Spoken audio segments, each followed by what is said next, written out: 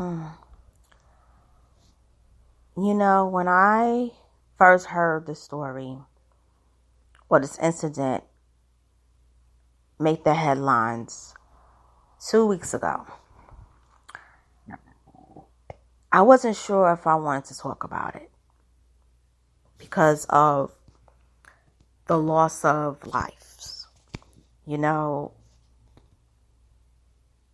for the most part, when content creators, commentators discuss headline stories, 90% of them, they don't involve something horrific as this.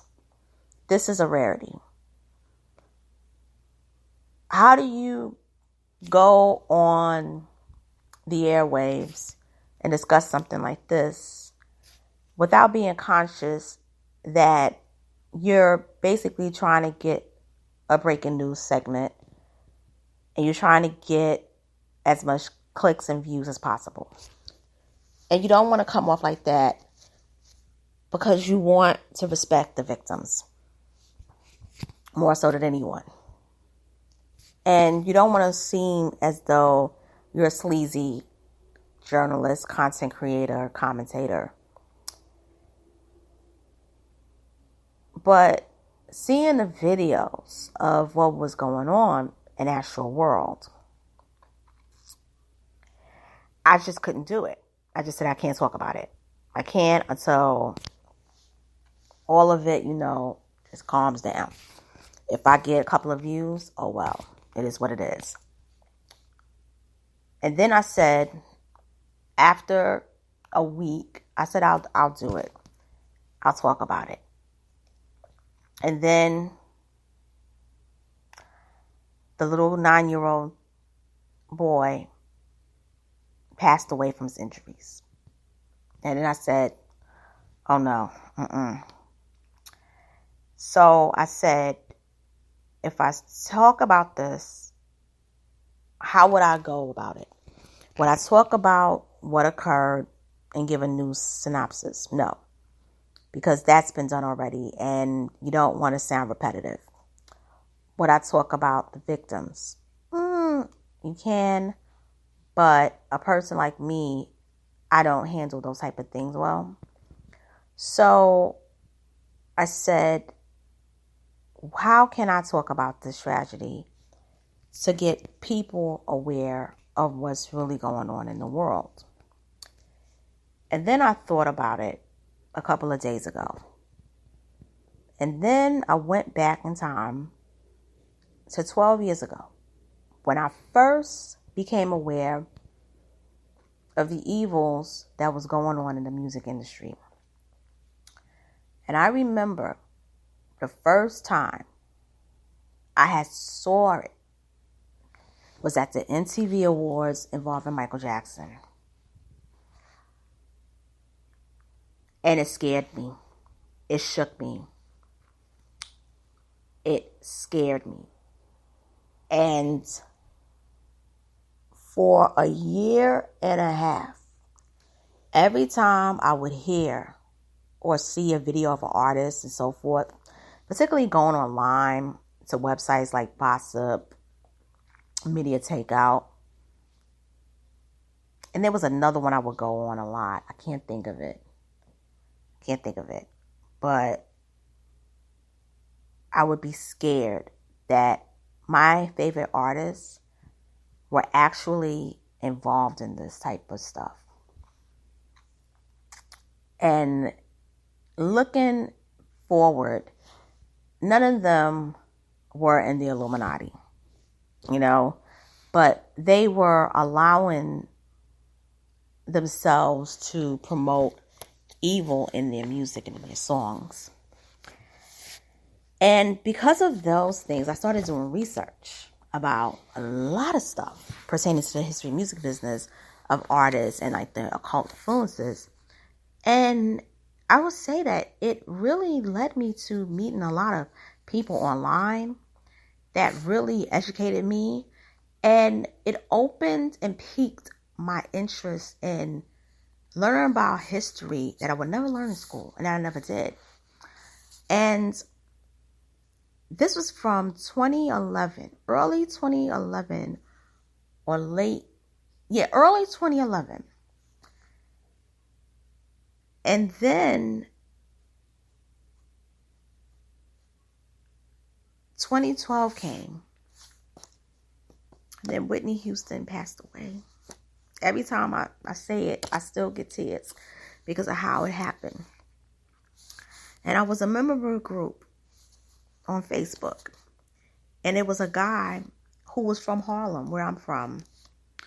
And he had a daughter named Tiger Lily.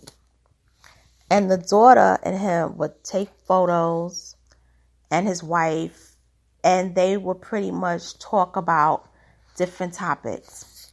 And the daughter was about 13 years old. And her father had posted a blog called In Search of Black Assassins. And I read the blog on my phone, my old BlackBerry phone. That's literally 4 phones ago. And when I started reading it, I got so much education that this man broke down every evil that was in the business and every symbol that you see. He broke down what really happened to Whitney, Michael Jackson, and also a lot of stuff. And that man's blog educated me. And he saved, I have to admit, he's the reason why my intelligence became heightened. And he's from California and a former Black Panther. I never met him at all in my life. And a part of me feels that he saved my life. Because what he did was he took away the fear of something that scared me for almost 2 years. I was scared. And he took that fear away. And I believe that he took away the first anxieties that I used to have when I would read his blog. I believe he took those away. That man helped me with his blog, and he changed my life intellectually for the better. And I always say thank you. So when I saw the whole Travis Scott situation unfold, I said, if this was 12 years ago, I would have been shaking and crumbling. I probably would have had to go and seek help. I would have had to turn off my TV. So I'm going to break down what occurred. Travis Scott is demonic. Just going to come out there and say it. Travis Scott doesn't care about anyone but himself. Travis Scott could have stopped what was going on, but he refused. He ignored them. Travis Scott did not care. And it wasn't just because of the money, it was his ego. Travis Scott is not an authentic hip-hop artist. He may know how to rap, but he's not hip-hop. If this was 1991, Travis Scott would have never been able to get through the doors. Nobody would have cared a thing about punk rap, punk hop, whatever you call it. His music is harmful to the children and to the masses. And my opinion, he needs to be banned. Now, many insurance companies are not going to have him perform on stage. He's done. He's done.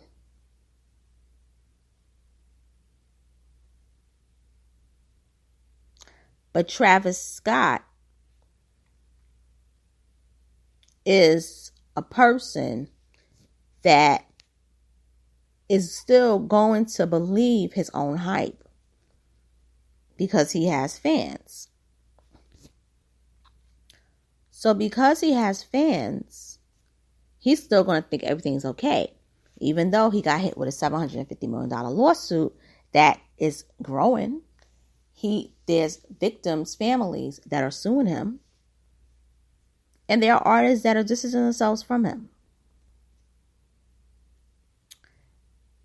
This was the ultimate in satanic influences in the music industry. Everything that had been talked about going back to 2009, this is what you're seeing. This was the end result. What I want to say is that the victims are on the other side. And they probably wish they were here on this plane. I don't think they should be condemned. I don't think that they should be spoken about ill because they just went to a concert just like everyone else. They, unfortunately, happen to be the ones that were stampeded and succumbed to the toxicity, the evil energy, the chaos, the stampeding, being crushed at the concert. But what can change is how the masses, which is the people, receive artists like Travis Scott. Travis Scott can simply be ignored. If you feel that what Travis Scott did was wrong, stop supporting him. If you have, don't buy his music. Don't buy his merch. I think Astroworld is never going to happen again, more than likely. It's probably permanently canceled. Don't listen, don't download the music. Oh, and by the way, Travis Scott, he goes platinum through streams. Without streams, and this is the thing with many of these artists. If it wasn't for streams, these artists would not be where they are today. Don't go to their shows. Don't go to, just boycott. Don't support them. And once you do that, it sends a message to the music business that you want real, authentic artists. You can say what you want about Tupac, but none of that ever went down at a Tupac concert. What are mosh pits doing in hip hop? That used to be with Guns N' Roses. Those kinds of groups, not hip hop. And that's the problem too. Why is rock and punk been infused in hip hop? That's their lane.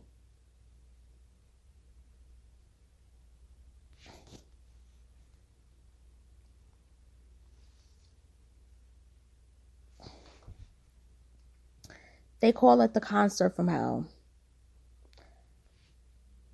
And now 177 lawsuits have been filed 2 weeks after the incident. 177.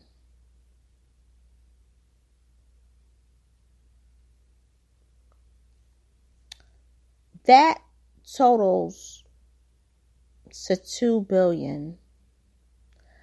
Followed by Houston attorney Tony Busby's $750 million.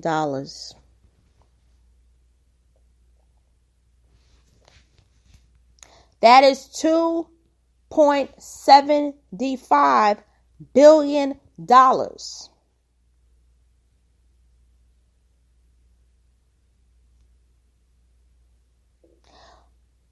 This kid isn't even worth $100 million.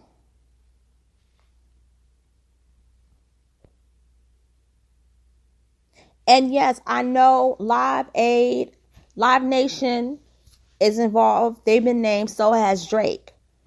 But the matter is, he hasn't been in the game for 10 years. That dude's net worth is going to be washed. 60 million. 60 million. 60 million. And by the way, Kylie ain't marrying him. And that was smart to hold off. And she's not a billionaire. She has 700 million.